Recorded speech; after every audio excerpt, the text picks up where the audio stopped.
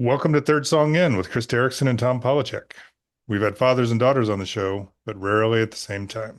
This week, we welcome father-daughter musicians Damien and Emme Drago. Hope you enjoy the show.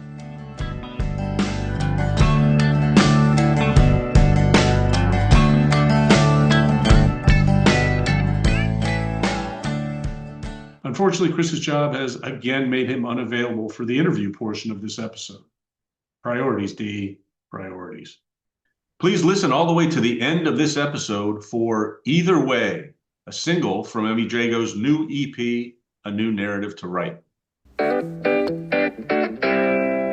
Damien and Emme Drago live, work, and play music in eastern Pennsylvania, primarily in and around Reading, PA. They play together and apart throughout the area and come highly recommended by original friend of the show, Rick Tomlinson. Emme's EP, A New Narrative to Write, was recently released and is available everywhere you stream music. Welcome to the show, Damien and Emme. Thanks for having us. We rarely have two guests on at the same time, so hopefully we'll all be able to speak without speaking over each other, but Chris and I have been doing this for over 2 years now, and we're constantly stepping on each other's toes. So don't worry too much about it. So another Eastern PA band. We seem to have a pipeline, primarily through our friend Ricky T. But I'm really excited to talk to you guys about this kind of family. What's the word I want to think of? This family dynamic you have going in terms of playing music together. Yeah, no, I definitely think that family dynamic is a really special thing. And I think it's just a really cool opportunity to get to do something that we both love together, for sure. I told your dad, Emme, that I found an interview of him from 2014. And it talked a lot about him teaching as a middle school level teacher and playing music and playing historical music. And there was a great reference to all of the kids. Because how many kids do you have, Damien? We have seven kids. So you added two since that article, by the way. Yeah. That's why I asked, because I thought, well, I guess it's possible you may have had more. But it was great because you kind of gave the list of the kids that were there at that time and who was playing and what kind of music they were playing. And he mentioned Emme, somewhere I think it says you were 11 at the time of the interview and just starting to play violin and fiddle. And I thought, well, that is really cool to think that I'm talking to you now. What are we, 12 years later? And you were sure as hell still playing the fiddle, because I've listened to a couple songs from your EP, and I understand you taught yourself guitar and you've been playing that as well. Yeah. Starting with you, Damien, how long have you been playing music in public, performing for people? Well, so in college I was in like a terrible band. Right. And we had friends who were in a really good band, and they would let us open for them, but we were really bad. So I did that for a little bit, and then after that, after college, I got married. I did play a lot, through our church, but as far as playing out, publicly gigs and stuff or in a band, I just didn't for a really long time until when Emme was 16 years old. I was trying to get her because she was interested in music. She wanted to be a musician. So I found this local bar that did a open mic night, and I decided to take her.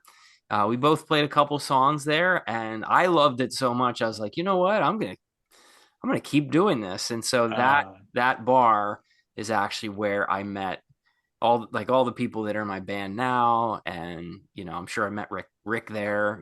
So that was, I think, in 21. So we've been, I formed my band shortly after that, and we've been playing for 3 or 4 years now.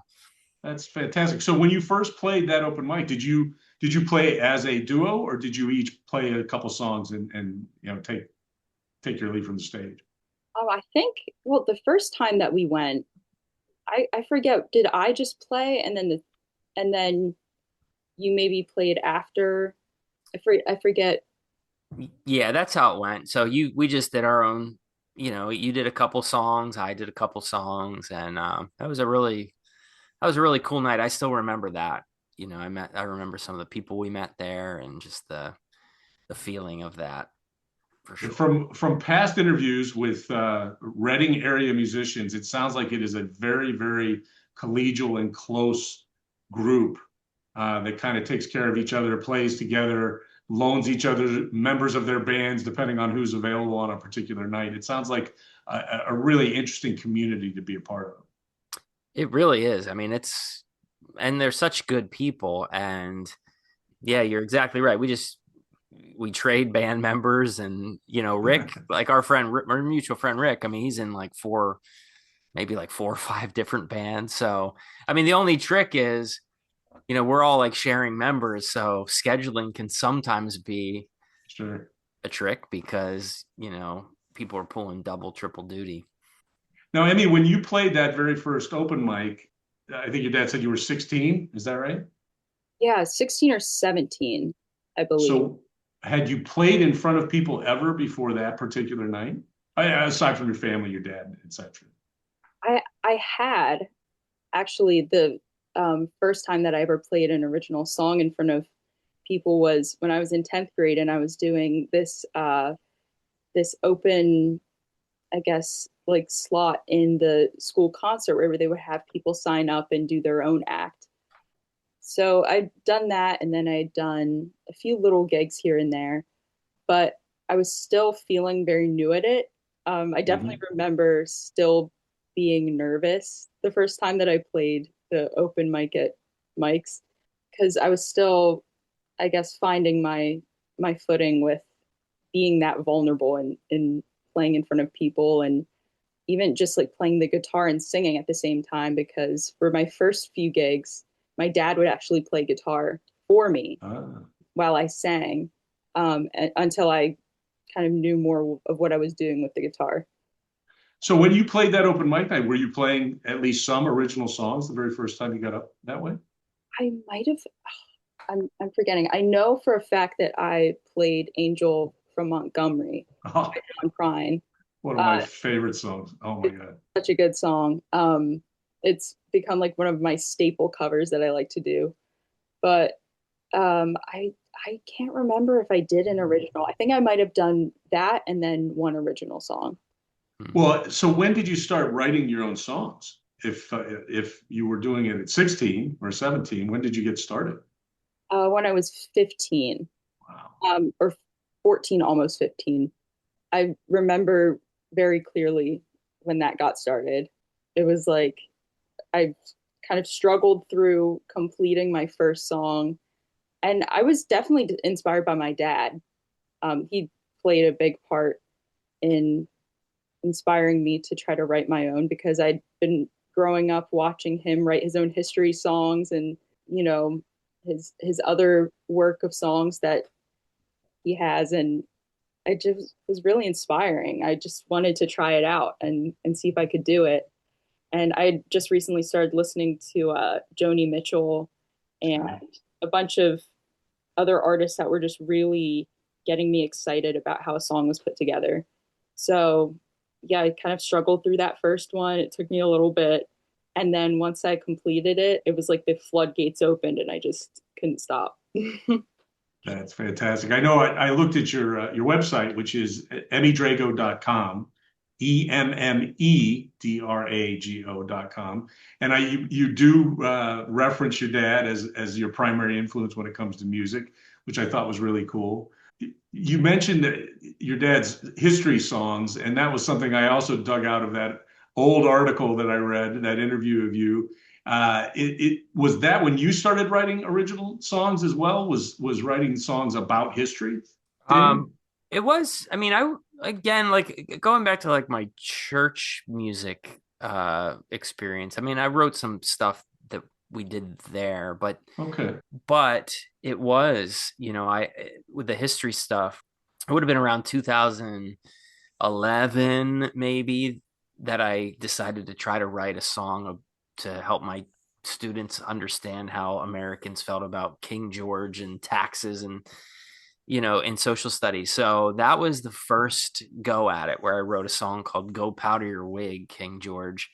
And it just became this thing that I started doing. And I called it Rockin' Through History. And I recorded an album, two albums, short little albums, but one on the Revolutionary War, one on the Underground Railroad. And then that turned into like me going out to libraries and Really?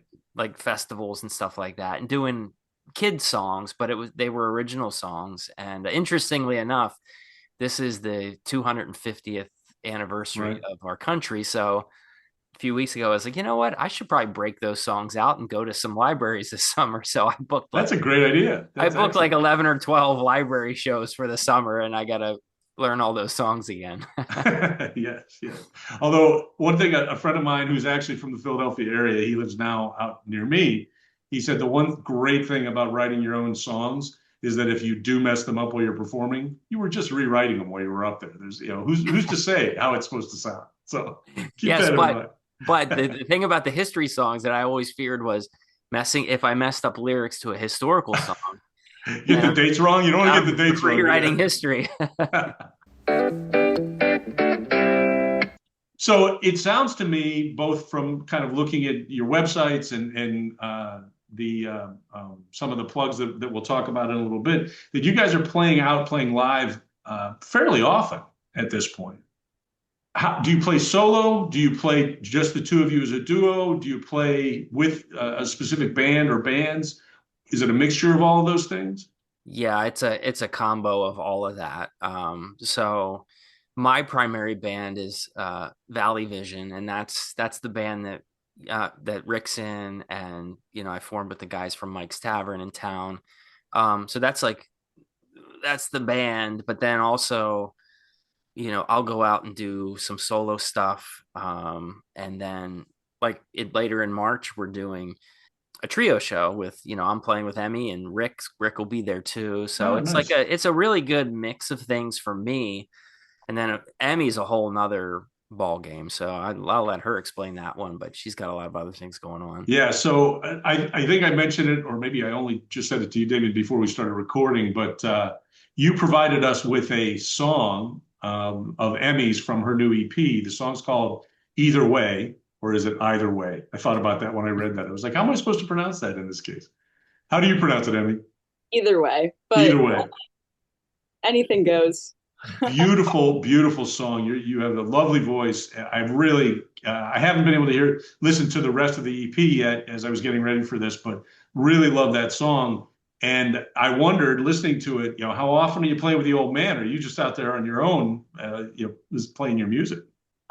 I would say, I mean, it's like you'd mentioned before, it's a mixture.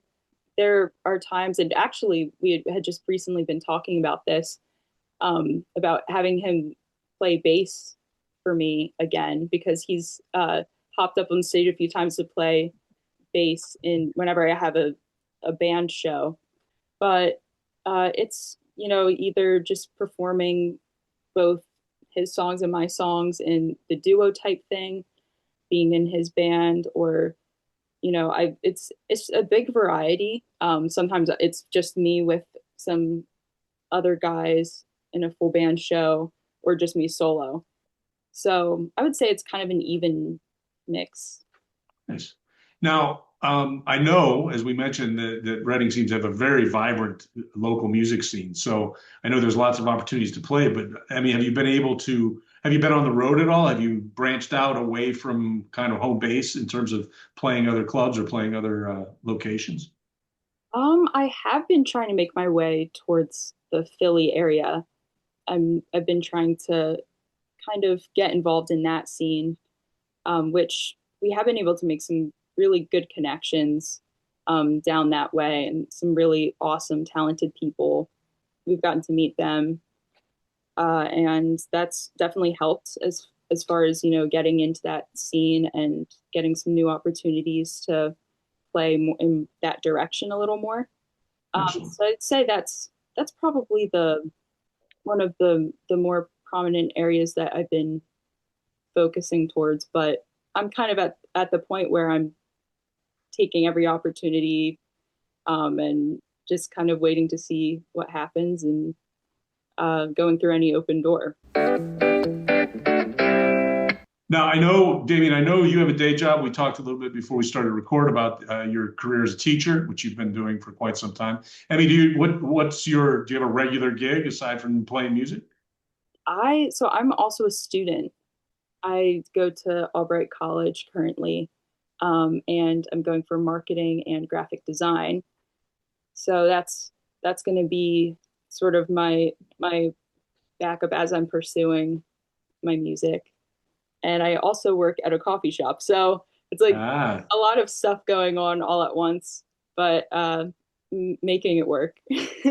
my own daughter is a master of the multiple gig situation. So she's worked at coffee shops, she's worked at gift shops, restaurants, etc. Anything to get a little bit of cash so she can do her art, which is more visual in nature. But I do know as a result of my daughter Anna living in Philadelphia that they have a great arts community there. There's so much going on a regular basis. So good luck. I hope you can find your way that way as well. That'd be really fun. Now, the other thing I gleaned from this very old interview, Damien, was at least back then you harbored, I think, a secret hope that you might be able to put together a family band. It sounded like a bunch of your other kids also played instruments. At least then, I'm not sure if they're still doing it now. What are our chances of getting a Damien or a Drago version of the Partridge Family? Well, it's pretty slim at this point, but I do have a daughter, Mercy, who's she's in 8th grade and she's a fantastic piano player. I mean, Oh, she's really good. So I could see her, doing some stuff with us. And then one of my other older daughters, Faith, she's always asking, like, hey, can you teach me how to play the bass or the guitar? And so the other day I was like, you know what, Faith, let's learn a song on the bass. Let's do this. So there's definitely some interest there, but it's not everybody in the family for sure. well, you know what? If you got with as big a family as you have, you get half. You still got a pretty good band going. Yeah, that's a good point. Now, do the two of you have, tell me a little bit about kind of the practical side of trying to play together. These shows, I mean, there's weekend shows, there's daytime shows, but generally speaking, you got to find time to play in the evenings. And if you're a full-time student and a full-time teacher, I imagine that can be pretty difficult.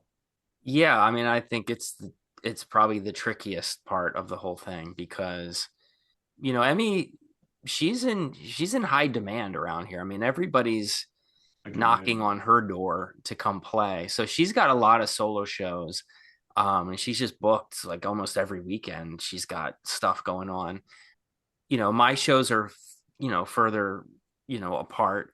So it is a trick, when we're sharing calendars or if I Yeah. schedule something for Valley Vision, I'll look at, her calendar, her Google calendar, but I just found out yesterday I was looking at the wrong one. So there have been times dates have gotten crossed up and it's hard to schedule. It really is. I would imagine that, particularly this time of year, everybody's busy with, first of all, you got to make money, you got to be able to pay those bills. But it also sounds, as we talked about, that you've got that kind of nice community there that can help you, work your way around some issues anyway. Yeah. Well, I don't. Before we go any further, I want to make sure that I get some plugs out here for you. First of all, for those of you listening to the podcast who are living in the Eastern PA area, on March 27th, Emmy and Damien are playing with Rick, my buddy Rick, at Shaler Brewing Company, which is in Reading, correct? That's in Reading proper, or It's right outside Reading. It's in gotcha. Shillington area. Yeah. So that show, you should look for that show. It's coming up just within a week or two after this episode drops. Also, I have to say it again. Please look for A New Narrative to Write, Emmy's new EP. It's streaming on Spotify. It's on Apple Music. It's basically wherever you stream music. And the song I listened to and the song you're going to get to listen to at the end of this podcast, either way, is fantastic. It's really, really great song. And you can find other links related to Emmy's music at emmydrago.com. Damien, you have a Bandcamp page, I understand, damiendrago.bandcamp.com Yep. with a lot of other stuff. But I think if you search that, we should probably get to you, right? Absolutely. Yeah. Emmy's got an Instagram at Emmy_Drago. Look for that. And Damien has a YouTube page, youtube.com/@ddrago79. That's where I did a bunch of my research this morning before I had to get started with work myself. and you guys together do a killer version of Pancho and Lefty. Nice. I really like that, and I also saw, and then I found it and lost it, Damien. But you also had done something, and it had to have been recently because it appeared to be kind of an homage to Todd Snider. You had played and I don't think it was actually a Todd Snider song, but it was one that he would always play live. Do you recall which one that was? Because I've got to look for it again. I only got to listen to it the one time. So yeah, I've done a couple of those lately because I'm doing this Todd Snyder benefit show up at a place near us. But so the one I last did was what was it? I just did it. I'm losing it. Oh, it was a Jerry Jeff Walker song actually. That's the one I heard. That is the one I heard. So Jerry Jeff Walker was one of his heroes, and it was a song called Little Bird, and yeah, that's one of the songs I'm playing for the benefit show. Well, if you've ever heard a single episode of this podcast, you would know that I'm a huge Todd Snider fan. So his passing really hit me hard, and I was really pleased to see that you were playing that Jerry Jeff Walker song, and the fact that you're doing a tribute to him is really cool in my mind. Yeah, I first saw him in 2000, maybe one or two at the Philadelphia Folk Festival. And I just really remember being struck by his set. And yeah, ever since then, it's such a great songwriter, like so clever. And one of those people, one of the very few people that are as much a storyteller as a songwriter. His live albums are better than his studio albums, if only because the stories in between the songs are just as re-listenable to as the music itself. And I don't know if you ever, I recommended this probably over a year ago now, but he did his Purple Building recordings where he basically redid all of his studio stuff, but he did it just solo acoustic and told a million stories. And those albums are just so much fun to listen to. Yeah, those are the ones I've actually been listening to the most lately because of what you said. He is missed, that's for sure. All right, so that takes us to one of our favorite parts of having guests on the show, which is a special playlist. When we have people on the show and they're willing to do it, we ask you to come up with a theme for a 10-song playlist, and then we're going to alternate picking songs that fit that theme. That playlist will be posted. In fact, by the time you listen to this episode, it will be out already on Spotify, on Amazon Music, and YouTube Music. It will most likely be called Family Trip. I thought that was kind of a cool title.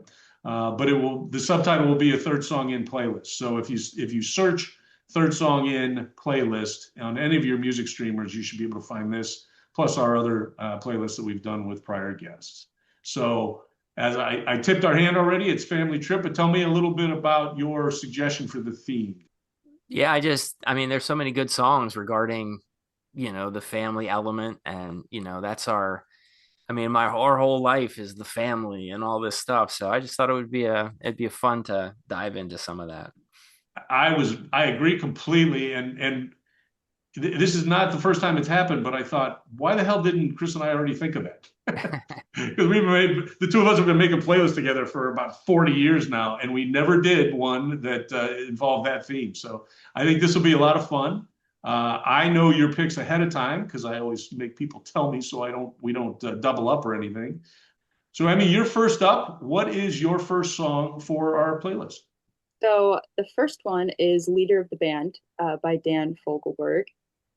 And I've loved this song for a long time now. I just feel like he's basically just talking about his dad through the whole thing. And it's something I can kind of relate to because his dad played music according to the song. And so like that whole narrative that the song is telling really resonates in that way. Yeah, I'm afraid you're going to make me cry before the end of this playlist, Emme, by the way. I'm going to point that out. So I may have to mute myself occasionally. That's a great song, but it goes back a bit. I was impressed that you went back to Dan Fogelberg for a choice. That's pretty good. Which takes us to our number 2 song, and Damien Drago. Speaking of tearjerkers, what song do you have for us? My first one that came to mind immediately was Father and Son by Cat Stevens. And that's one where I mean, I listened to that. My dad and mom had Cat Stevens' greatest hits or whatever, and they would play Mhm. that over and over again. And I loved that record when I was a kid. And this song in particular, there's just something so emotional about the relationship, the tense relationship between the father and the son, and him going away, and the dad getting old and this stuff. I love that song. Love it. That it's funny. I remember that Purple album myself. My parents had the same one. There's also, by the way, a recording of I think of him singing that song from the original recording, spliced together with him within probably the last 10 years or so. I'd say this song's probably 10 years ago, where he sang a duet, his older self with his younger self, and Ooh. it is amazing. It is amazing. I love that song. We literally, the last episode we recorded was with a yoga teacher, a friend of mine, high school teacher, but also a teacher of yoga. And our playlist had to do with songs that would be, good for yoga, basically for, relaxing. And my very first choice was a Cat Stevens song. I'm a huge fan. And I just recently started listening all over to him again, to those old ones in particular. So Chris, who extends his apologies, by the way, for not being here. He was really looking forward to speaking to you guys. He picked a song that if I had to have guessed what song he would pick first for this playlist, it would have been Sugar Pie by Subdueds from their album Annunciation. That album came out in 1994. I know he's a huge Subdueds fan. I don't know if you've ever had a chance to listen to them. Great band, very kind of New Orleans-ish sound to them. No percussion, no drums, but lots of percussion. Sugar Pie is Chris. One of our very first episodes, Chris told a story about how this song reminds him of his daughter, and it's the singer is singing about his daughter sitting next to him, and he Mm. calls her Sugar Pie. So again, kind of a tearjerker if you're paying attention, but also in Chris's case, kind of predictable. I kind of thought I might see that one for this list. And he would probably say the same thing for me because my song, which will be the fourth song on the playlist, is the song Your Dad Did by John Hyatt from the album Bring the Family, 1987. That, first of all, it's a great song about kind of a raucous, crazy family. He's fantastic. I'm just a giant John Hyatt fan. And there's a lyric in that song. It's hilarious, this song. And one of the lyrics is, but all hands fold as the 2-year-old says grace. She says, help the starving children to get well, but let my brother's hamster burn in hell. And to me, that captures my family back when I was a kid, and I think a lot of families. It's just a great John Hyatt song. So That's a funny line. he's so good. That song has not made one of our playlists, so it was about time, I think. Which circles us back, Emmy, to you. What's your next pick for the playlist? So my next pick is Get Born, Grow Up and Move Away by Clean Cut Kid. This is a beautiful song. This is also one that I've loved for a while. And it's basically from the perspective of it might be another tearjerker. So just, Of just course. warning you.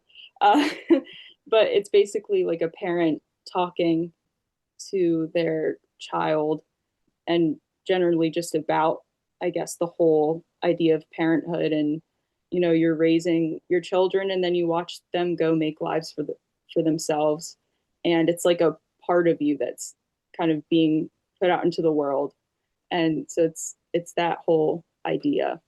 That was the only song on this whole list that I hadn't heard at least one time before.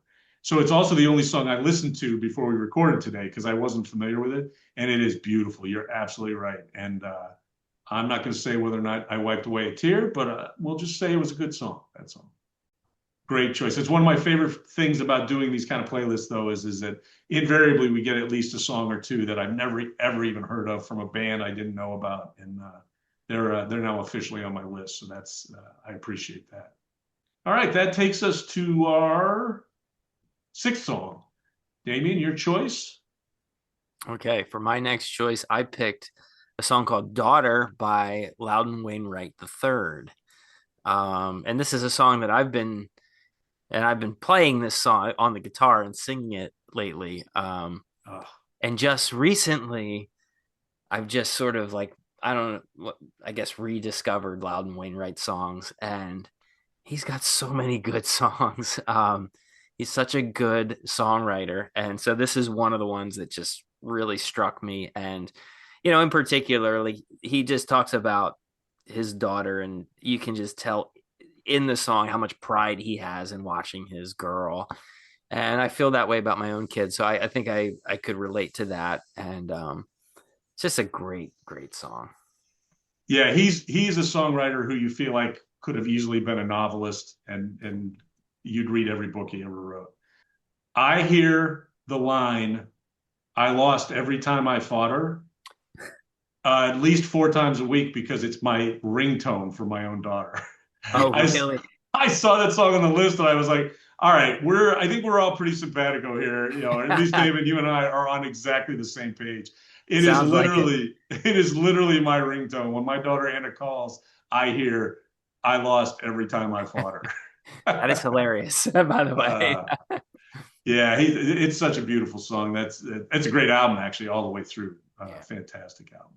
So Chris's next pick is this was actually there was one other performer or artist I hadn't heard of before. His name is Austin Plain, and he has an album that came out in 2019 called "What Once Was," and the song is the title track from that.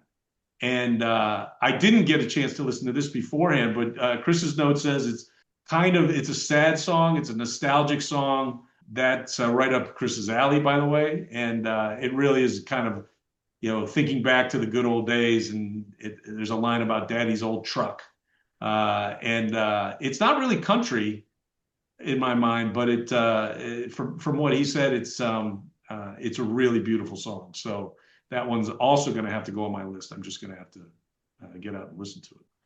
And then my final song for the playlist is from the Neville Brothers. Speaking of families and family bands, they had an album that came out in 1992 called Family Groove.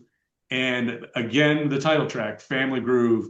And if you've ever listened to Neville Brothers, again, that's a New Orleans band if you ever heard one. And just amazing musicians, fantastic voices. We were creeping up on Jazz Fest time down in New Orleans. I used to go to Jazz Fest every year until my kids started being born. And Neville Brothers always closed that down. And they're just such a great band to watch live. So that is the 8th pick for the playlist, called Family Groove by Neville Brothers. And then we have Emmy's final pick for this playlist. What do you have for us? All right, so I have Won't Give In by the Finn Brothers and another family group. Yeah. And yeah, they have that same thing of their voices just blend so well. And I thought the whole message of the song was perfect because I mean, it seemed to be talking about, I guess, that whole, built-in support that you have with family, and you can all, like just join together and get through something together. And it was just talking about that strong connection. I felt like it was very relevant. I've not been listening to Finn Brothers recently, and now I got to go back. I'm a big fan of those guys, Tim Finn in particular, but that is a great song. It's a great choice. And then the finale for the playlist goes to Damien. All right, for the finale, I have a song called "Murder in the City" by the Avett Brothers. You can't tell by the title, but it is a family song. I mean, the whole premise of the song is, this guy gets murdered in the city. Don't go revenging in my name, and he's contemplating life and all of these things. And near the end of the song, I just wanted to read a couple things here. It said, "If I get murdered in the city, I go read the letter in my desk. Don't bother with all my belongings, but pay attention to the list. Make sure my sister knows I loved her. Make sure my mother knows the same. Always remember there's nothing worth sharing like the love that let us share our name." And I love those lines. I love that sentiment. And it's always been one of my favorites by them. Yeah, great final song for this playlist, by the way. Really, really good. This is going to be a lot of fun to listen to. So don't forget, if you're listening to the episode right now, you can find this playlist. We'll call it Family Trip, a third song in playlist. It'll be on Spotify and everywhere you listen to your music. Please download it. Please share it. Please tell people about it. Well, Emmy and Damien, I cannot thank you guys enough for appearing. I also have to extend thanks to Rick, who is our secret booking agent for guests for Third Song In. But he was absolutely right. You guys are so much fun to talk to. I'm so happy I have listened to a little bit of your music so far. I'm really looking forward to digging into your EP, Emmy, and I'm going to see how many more Todd Snyder covers I can find on YouTube. So I just really, and again, Chris, very sorry he can't be here. But we're both very, very happy you were able to make it, and I really enjoyed talking to you. Thanks so much for having us. Yeah, thank you. Yeah, this was a lot of fun. Yeah, absolutely. It's been great connecting with you, and thanks for letting us do it. And now I welcome back my partner, Chris Derrickson, for Loft of Wisdom. Thank you for having me. It's nice you pop in every once in a while like this. You're like the neighbor in a 70s sitcom. That's how it's going to become if I keep missing these interviews. But yeah, glad that I'm back. Me too. Listening to the interview, you did your usual great job. Thank you for doing that. And thanks to the Dragos for joining us this week. Absolutely. So that'll bring us to one of our favorites, especially since it's returned recently. We tried to kill it off and we were not successful. The Loft of Wisdom. You better open up your eyes, babe, because fools do get wise. Yeah, so Loft of Wisdom is quotes. As you just mentioned, we thought we were going to get rid of it because Jope finished on such a solid quote at the end of last season. But we got a couple episodes in and realized there's just a lot of funny and interesting quotes out there that I'd like to tell people about. So I'll go first in this one. And I tried to very weirdly, connect it to the theme of family. And it is a quote, it's a lyric from a Flight of the Conchords song called Hip Hopopotamus versus Rhymenoceros from 2008. I love Flight of the Conchords. They had a very short-lived, I think it was an HBO comedy. It was really funny. It was two guys from New Zealand who come to America to try to start a musical career, and they're rappers. I guess they sing as well, but this song is a rap. And my favorite line, the line that makes me laugh every time I listen to the song is towards the end of the song, one of the two goes, "There ain't no party like my Nana's tea party." And I don't know. I thought that was good for a family-oriented episode. So that's my quote for the Loft this episode. I'll just say you would. So. All right, fine. Don't you have somewhere to be? Well, I went with a far more traditional family quote, and I chose it from a song that makes your wimpy ass cry every time you listen to it. The song is Holly Williams' Waiting on June, which is a really cool song that she wrote about her grandfather. I'm not sure how far down, she's related to Hank Williams Sr., and this is about her, I think, maternal grandfather. It's a really, really cool song. A lot of memories to how they grew up together. It's basically the grandfather is singing about always waiting on his wife. Until the very sad end that I won't ruin. I'd encourage you to go listen to the song. But in the middle of it, he's talking about how the family grew. And I just thought I've always thought this was a really cool set of lyrics. It goes, "Jolene, Becky, then Donna, then Shelby. Our tiny house was a sanctuary. Laughter filled those rooms all day long." She sings it, so it actually sounds like it rhymes. But it's just a cool thing of how all the grandchildren, all the kids, all the grandchildren just become that big old family of theirs. And it's a beautiful, beautiful song, as you know. And I was going to use it for the playlist, but I think I've used it before. I've probably used it more than once. So I just figured I'd add it to the Loft of Wisdom. Yeah, it's a beautiful song. I always have two thoughts when I listen to that song. Actually, three. The first is I cry. Then the second is I always think of the final scene from Raising Arizona, which is probably a dream sequence and not reality, but it's the two, Nick Cage and Holly Hunter, with all of their kids and grandkids around. Always, that's the image that comes to me whenever I listen to that song. And then the other thing I always think of is my wife is late for fucking everything, so I can relate very much to the lyrics of this song.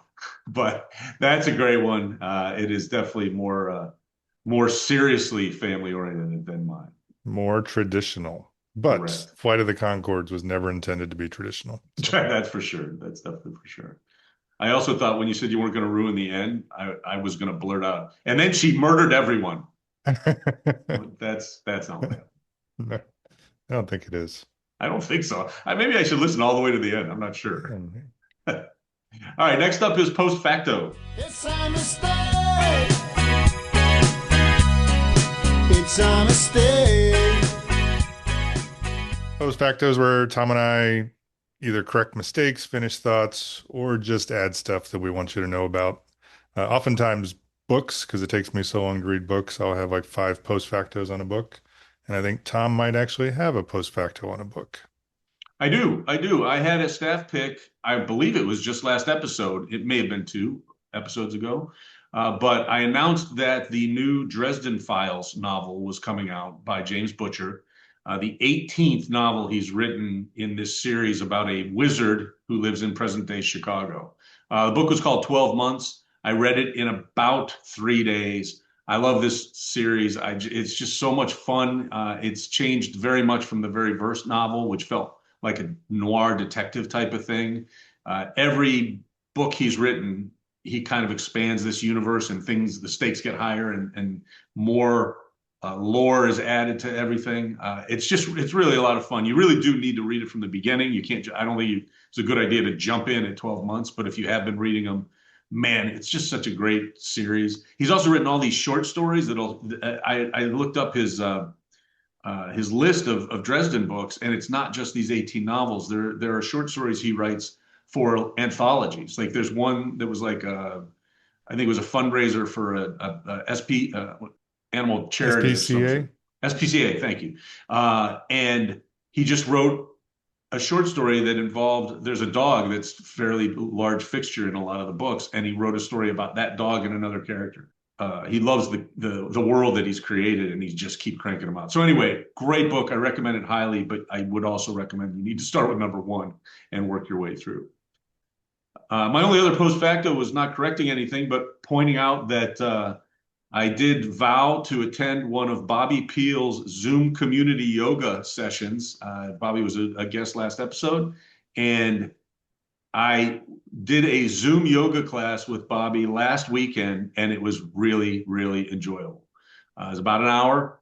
The way she does these things is she has you donate to a specific cause that's the theme for that particular session. This one went to a local record store who I think is using it to help sponsor the local high school bands and other music related things. She raffled off a gift card to that store, which is Audiophils in Joliet, Illinois. I didn't win, but I really enjoyed the class. It's absolutely worth it. This one anyway, it was donate what you want. So there was no specific amount to pay out, but it was really worthwhile. And she has another one coming up in March. We will post links to that in our As Mentioned page, and also probably on our social media so people know where to find Bobby. But it was a lot of fun, and I recommend that as well as a post facto. Nice. I have no post factos. Nothing, no mistakes, nothing. No mistakes. You've been working. Not on the air. I've not done any mistakes. Yeah, if we were going to talk about mistakes off the air, then this whole episode, every episode would just be post facto. Exactly. All right, that's going to bring us to our staff picks. Just around the corner from you. Yep, staff picks is an opportunity for Chris and I to recommend something that's either coming on the horizon, something that just came out, or sometimes something we just became aware of. And it doesn't have to be any particular type of piece of pop culture. It could be music, movies, TV, books, etc. What is your staff pick for this episode? Well, mine falls into the category of something that's new to me now. So I've been pretty excited with how YouTube Music is introducing me to new stuff. I wrote about it in a blog a little while back about curse words. but in a different car ride, I turned on YouTube Music and hit my Super Mix, and the first song again was by a guy I'd never heard of, AJ LeGrand, and the song is "Here They Come Again." That song is, I think, about 6 years old, if I'm not mistaken. I think it's from 2019, 2017. So I'm even not even, it's 8 years old, 9 years, almost 9 years old, depending on when it was released. I love his voice and I love his writing style. I went and listened. He has two other albums out. This one from 2017 called Expectations, and then he put one out in 2021 called Airplane Window. He has released, looks like three singles in 2025. I could have used those, but I just absolutely love this song, Here We Come Again, or Here They Come Again. I'm sorry. I've probably listened to it about 40 times since I recommended it to you, Tom. And Yeah. it's very, I love the working class nature of it. It's not peaceful, but they're not protest songs per se, but this song has this cool parallel where it talks about working class friends and how those things have run through their generations up to their fathers and their forefathers and those before them. And then the next part of the song is about the rich people who are sending his type, the working class, to war to die, and they never have to deal with any of the ugliness, the death of war. And he references country clubs and just this line that clearly isn't intended to rhyme. It's just say hello to the governor. I don't know which governor he's talking about, but it's just a really cool. It's just a great narrative. He's a really good songwriter. I've listened to most of the other albums he has. I still like this song the best, but I like his stuff so much that I am going to reach out and see if he might want to come on the show. Oh, I hope I so. think he's someone, I don't think we can introduce him to a huge audience or anything, but I do think that it's well worth listening to him. You get artists like him. He has 256 followers. He had 255 before I followed him, which is an incredibly low number for, I think, a really good songwriter. And he's got a really nice voice as well. Yeah, I've only listened to that song, Here They Come Again, because you did text it to me a couple weeks ago now.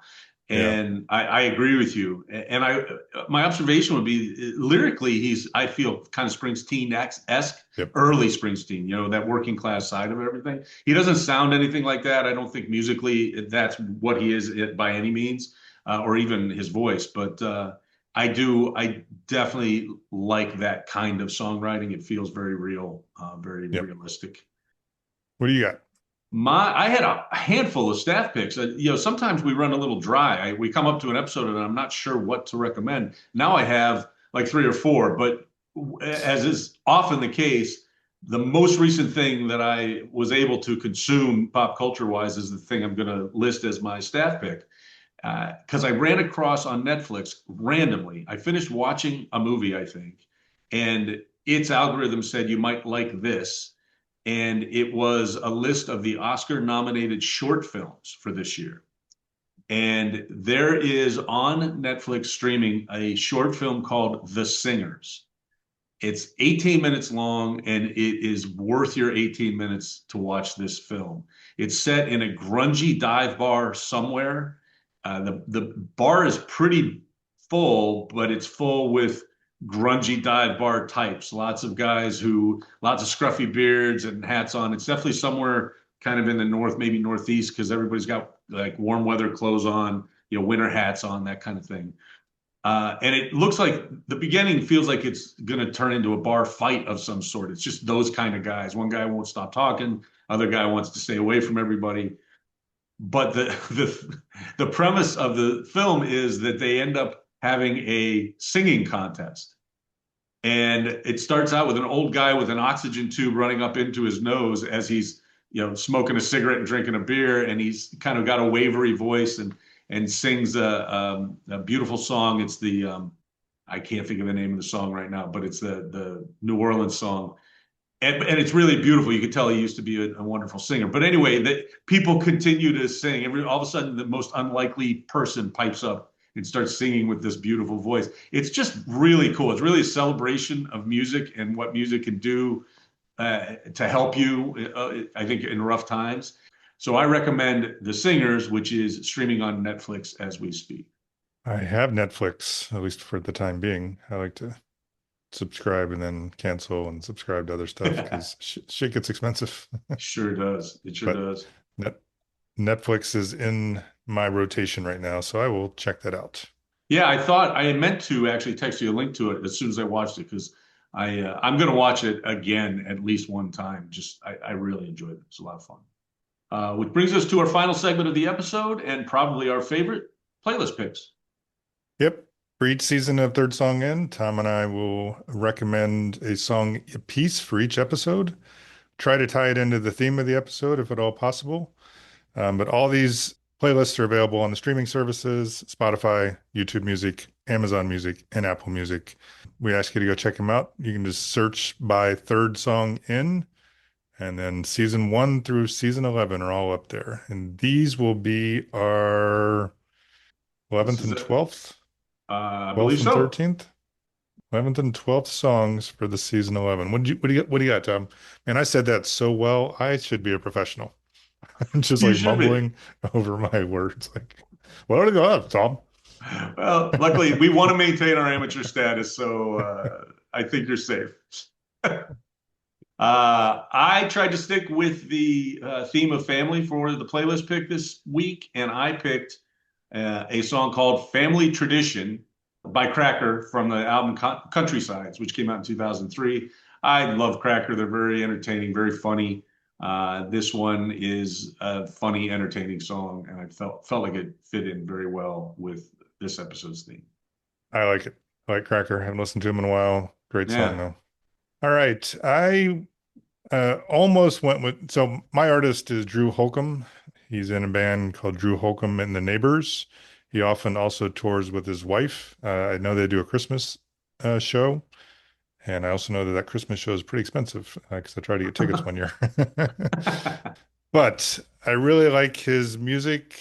It's often very earnest and wholesome, as is this song. It's called Find Your People.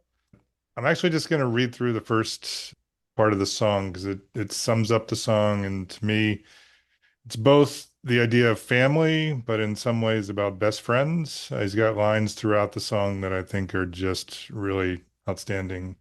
You got to find your people, the ones that make you feel all right, the kind you want to stay up with all night. You got to find your people, the ones that make you feel whole, that won't leave your side when you lose control, the ones that don't let you lose your soul. There's one other really great line. You got to find your people, then you'll find yourself.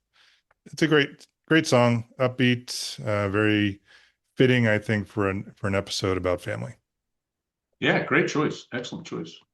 This is shaping up into, I think, a nice little playlist for season 11. I think so. Third Song In is recorded in Chapel Hill, North Carolina, Joliet, Illinois, and Shillington, Pennsylvania. Don't forget to look on our website, thirdsonginpodcast.com, for links to Emme and Damien Drago's music. You can also go directly to Spotify to find Emme's new EP called A New Narrative to Write.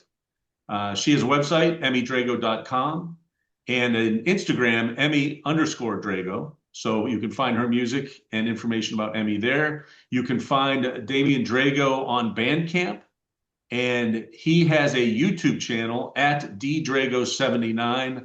As I mentioned in the interview, they do a killer duet version of Pancho and Lefty. And finally, look for them if you are in Eastern Pennsylvania. Go to Shaler Brewing Company on March 27th for a show that will feature Emme, Damien, and Ricky T on drums. Nice. We'd love if you could communicate with us by email, thirdsongin@gmail.com, or you can go to our website, thirdsonginpodcast.com, where you can find a way to message us there. And as Tom said, there's a whole lot of good stuff on our website, including the links to information on our guests, like Damien and Emme. We also have an episode spotlight where we'll do a little video to highlight the theme of the show. And in addition to being able to listen to the podcast directly from the website, you also have a link directly to our blogs that Tom and I mentioned a little bit earlier. Please follow, rate, and review us wherever you listen to your podcasts. We are on Spotify, Apple Podcast, Amazon Music, YouTube Music, Pandora. You can find us in all those locations. I implore you, give us your fucking stars. Give us high ratings and share our podcast to anyone you can think of. Download it and tell people about it. We also ask you to share our playlists. They're also on all the same streaming services that Tom just mentioned. In addition to the season playlist that we've talked about, we do special playlists like we just did on this episode with Emme and Damien. All of those you can find by searching for Third Song In. If you're on Spotify, if you look for Tom, T. Polachek, that should take you more easily to the playlists if you're not able to find them by searching for the name of the podcast. You can also find Third Song In on Facebook and Instagram. We like to post stuff about our podcast, but also about our guests' upcoming dates and details about future releases. So it's a great place to find that information, as well as on our Blue Sky page. Tom and I are trying to get our stuff out there however we can. And one of the newer things we've been doing, actually we've been doing it for a while now, I guess, is Substack. If you go there, you can find our blogs. You can subscribe to us, and on Friday mornings, right in your inbox, you will get the latest blog from either Tom or myself. And one more time, please listen past the closing music of this episode, because the Dragos were nice enough to give us Emme's new single, Either Way. It is a beautiful song, and you should stay to the end. You've been listening to Third Song In with Chris Derrickson and Tom Polachek. Thanks for listening.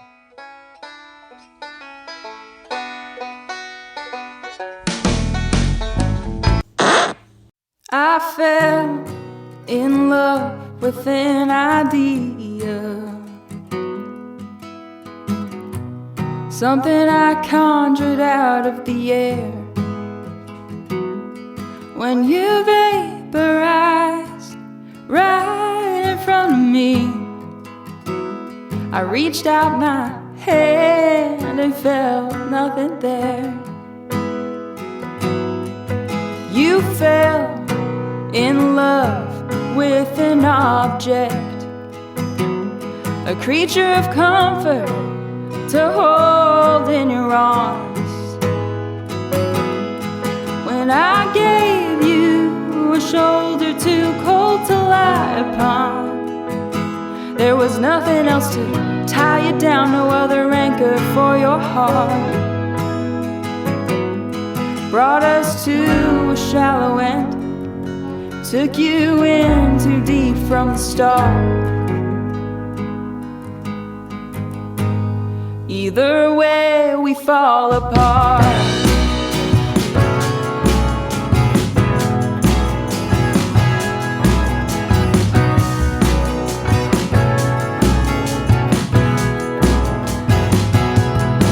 If I was the one for you,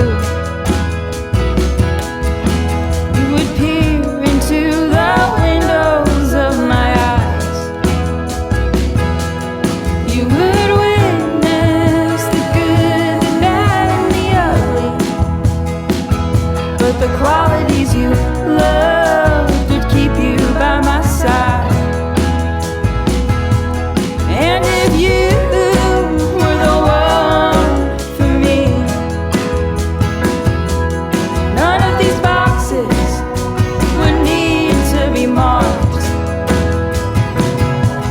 Wouldn't need to list the good, the bad, and the in-between. I'd still give you love when you fell beneath the ball. Your hands lost their grip, or my face lost its charm. Either way, we fall apart.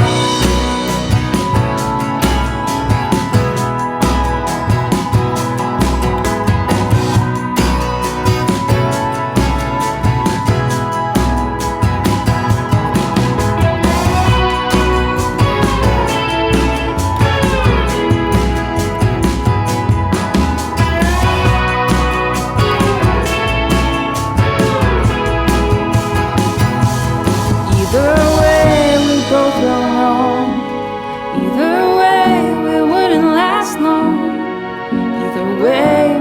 surrender, with our scarlet flags withdrawn, slowly backing away until the middle ground is too far to meet upon.